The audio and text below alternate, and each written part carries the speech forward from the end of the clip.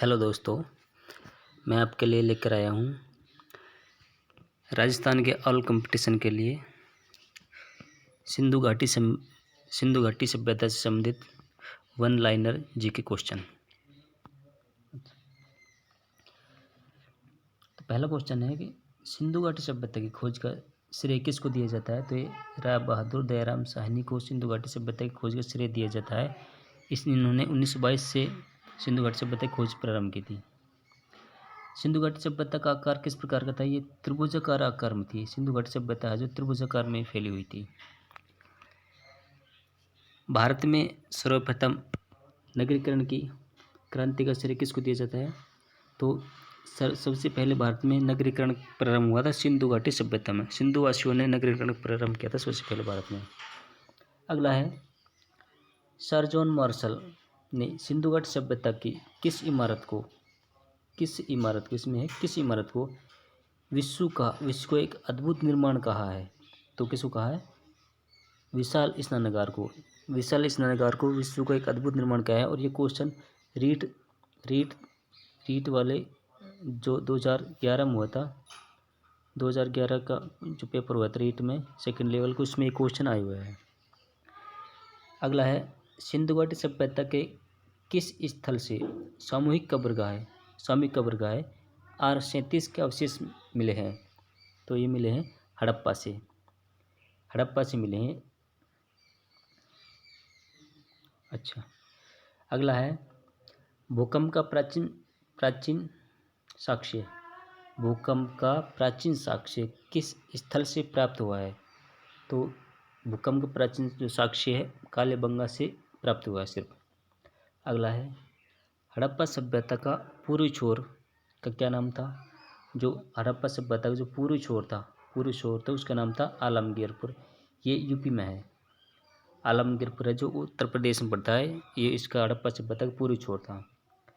अगला है, सिंधु सभ्यता का पश्चिम छोर है सिंधु सभ्यता का, ये सुतकांगेंडोर बलूचिस्तान जो कि पाकिस्तान पड़ता है। ये सुतकांगेंडोर पाकिस्तान पड़ता है। इसका सिंधु घाटी सभ्यता का पश्चिम छोर था।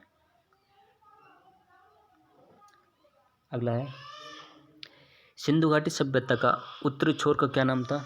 सिंधु घाटी जो सभ्यता का उत्तरी छोर, ये उत्तरी छोर का नाम मांडा, उत्तरी छोर का नाम था मांडा, जो कि जम्मू कश्मीर पड़ता है। जो ऊपरी जो था उत्तरी छोर, उसका नाम था मांडा, जो कि जम्मू कश्मीर पड़ता है। अगला है, सिंधु घाटी सभ्यता का दक्षिण छोर का क्या नाम था। जो दक्षिण छोर था सिंधु घाटी सभ्यता का, उसका नाम था दायमाबाद, जो कि महाराष्ट्र में पड़ता है।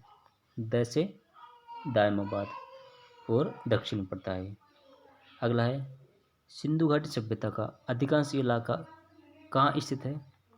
तो ये सिंधु घाटी जो सभ्यता है उसका अधिकांश इलाका तो पाकिस्तान में और भारत में है। अगला है, सिंधु सभ्यता के लोग किस धातु का प्रयोग नहीं करते थे।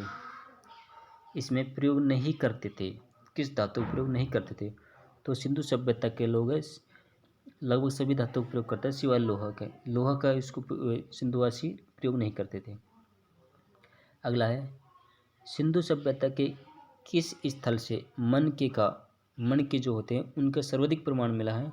मन के बनाने का सर्वाधिक प्रमाण मिला है चन्हू से सिंधु सभ्यता में के मन के बनाने का सर्वाधिक प्रमाण संख्या में मिले हैं।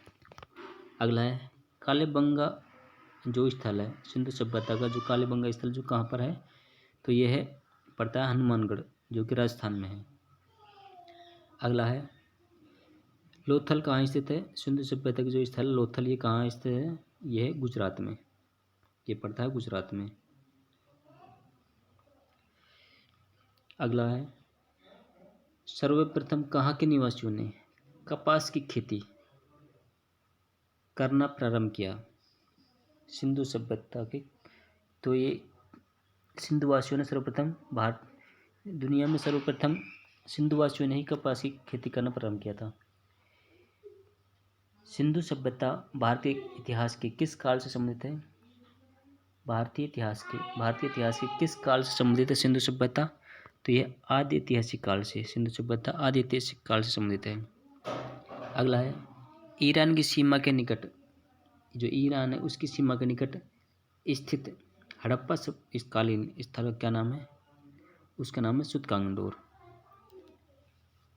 अगला है, सिंधु सभ्यता के किस स्थल से पत्थर के बाणाग्र मिले? पत्थर के बाणाग्र सिर्फ एक स्थल से मिले हैं, वो है कोटदीजी। कोटदीजी से सिंधु सभ्यता के पत्थर के बाणाग्र मिले हैं। अगला है, सिंधु घाटी सभ्यता की सर्वप्रथम पहचान किसने की थी? क्वेश्चन है कि सिंधु सभ्यता की सर्वप्रथम पहचान किसने की थी? तो इसकी सर्वप्रथम पहचान की थी 1826 ईस्वी में अंग्रेज चांसलर मिशन ने इसकी की थी, लेकिन वह इसकी जो प्राचीनता है उसके इस बारे में पता नहीं लगा सका, लेकिन पहचान 1826 में कर ली थी उसकी चांसलर मिशन ने।